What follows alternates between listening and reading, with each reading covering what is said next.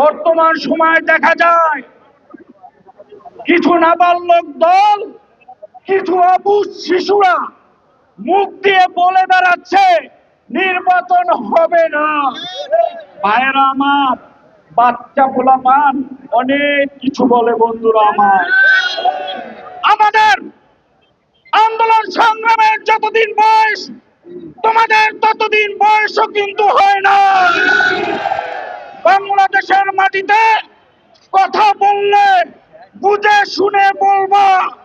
যদি বাচ্চা হও মাফ করে দেওয়া হয়েছে, কিন্তু পাগল হলে কিন্তু মাফ করা হবে না বলে দিলাম।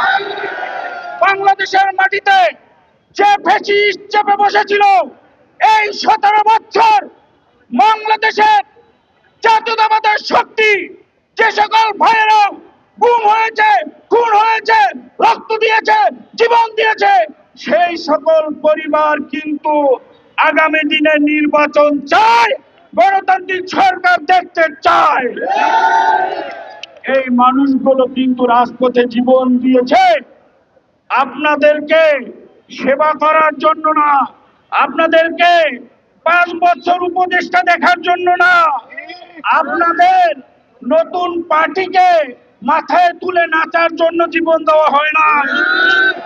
এদেশের মানুষের রক্ত দিয়ে যে নতুন স্বাধীনতা এনেছে, সেই স্বাধীনতার স্বাদ ভোগ করতে হলে একটি সঠিক সুন্দর নির্বাচন দিতে হবে বাংলাদেশের মাটিতে।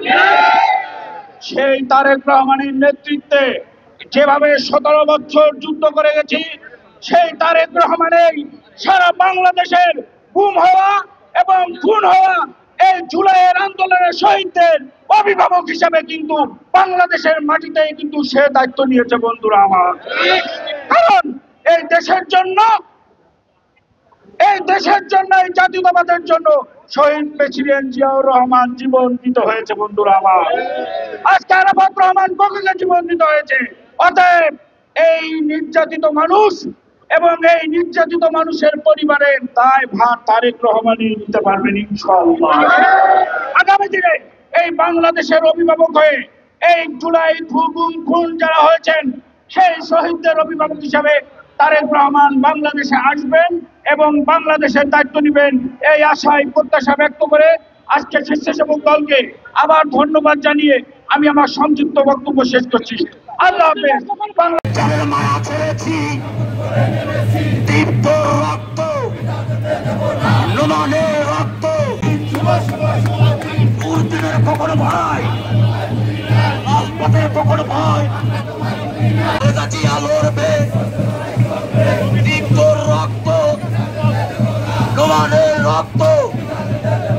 আমার ভাইয়ের রক্ত, আমার ভাইয়ের রক্ত পিতা যেতে দেব না, দিয়েছি তো রক্ত।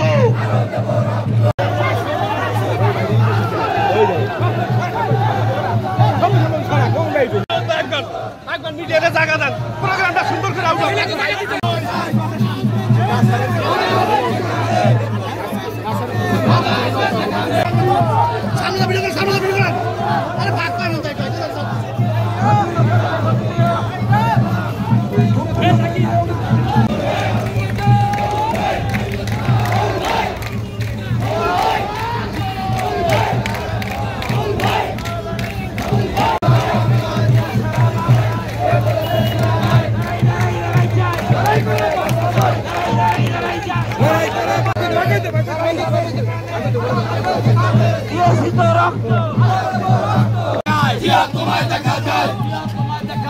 লাল সবুজের পতাকায়, লাল সবুজের পতাকা বলেছে জিয়া নাই, এক জিয়া লুকান্তরে লক্ষ জিয়া ঘরে ঘরে, লক্ষ জিয়া ঘরে ঘরে,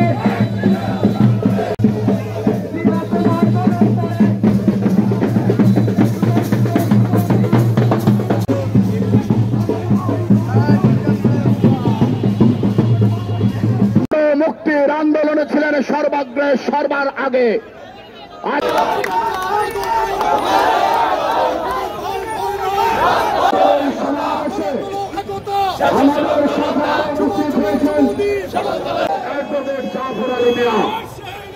আমাদের মাঝে উপস্থিত হয়েছেন বাংলাদেশ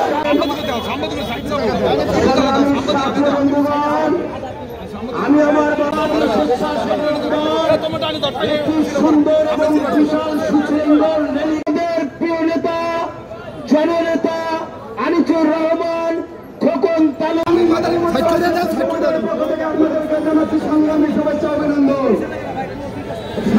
খুনি হাসিনা প্রেসিডেন্ট সরকার খুনি হাসিনা নেতৃত্বে একটি গণতান্ত্রিক নির্বাচনের মধ্যে দিয়ে বাংলাদেশের গণতন্ত্র পুনঃপ্রতিষ্ঠিত হবে।